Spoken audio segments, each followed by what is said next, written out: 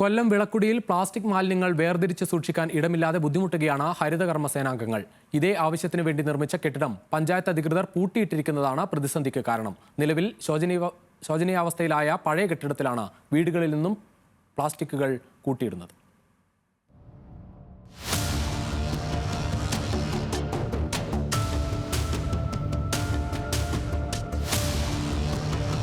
ഈ കൂട്ടിയിട്ടിരിക്കുന്നത് പഞ്ചായത്തിലെ നിരവധി വീടുകളിൽ നിന്നും ഹരിതകർമ്മസേന ശേഖരിച്ച പ്ലാസ്റ്റിക് മാലിന്യങ്ങളാണ്.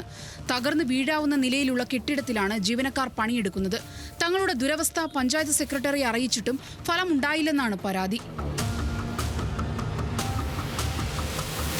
ഇപ്പം ഇഴജന്തുക്കളുടെ ശല്യം, അതുപോലെ തന്നെ ഈ കെട്ടിടങ്ങൾ ഇവിടെ ഉള്ളവർക്കറിയാം, വർഷങ്ങളായിട്ട് പഴക്കമുള്ളൊരു കെട്ടിടം ഇത്. ആ കെട്ടിടങ്ങളിൽ കെട്ടിടത്തിൻ്റെ ഓരോ ഭാഗങ്ങളും ഇടിഞ്ഞ് വീണ് അതിങ്ങനെ ഭയമായിട്ട് ഉള്ളൊരു അവസ്ഥയിലാണ് ഞങ്ങൾ ഇന്ന് ജോലി ചെയ്യുന്നത്. അപ്പം എനിക്ക് ഈ ഒരു അവസ്ഥയിൽ എൻ്റെ ജോലിക്കാരോട് ഇത് ജോലി ചെയ്യാൻ പോലും പറയാനുള്ള ഒരു അർഹതയില്ല. ഞങ്ങളുടെ ശോചനീയാവസ്ഥ ഞങ്ങളുടെ പഞ്ചായത്തിൽ സെക്രട്ടറിയെ ഫ്രണ്ട് ഓഫീസ് വഴി തന്നെ രേഖാമൂലം ഞങ്ങളെ അറിയിച്ചിട്ടുണ്ട്. മാലിന്യങ്ങൾ തരംതിരിച്ച് സൂക്ഷിക്കാൻ MCF പോലുള്ള സംവിധാനങ്ങൾ ഒരുക്കണമെന്നാണ് ഇവരുടെ ആവശ്യം.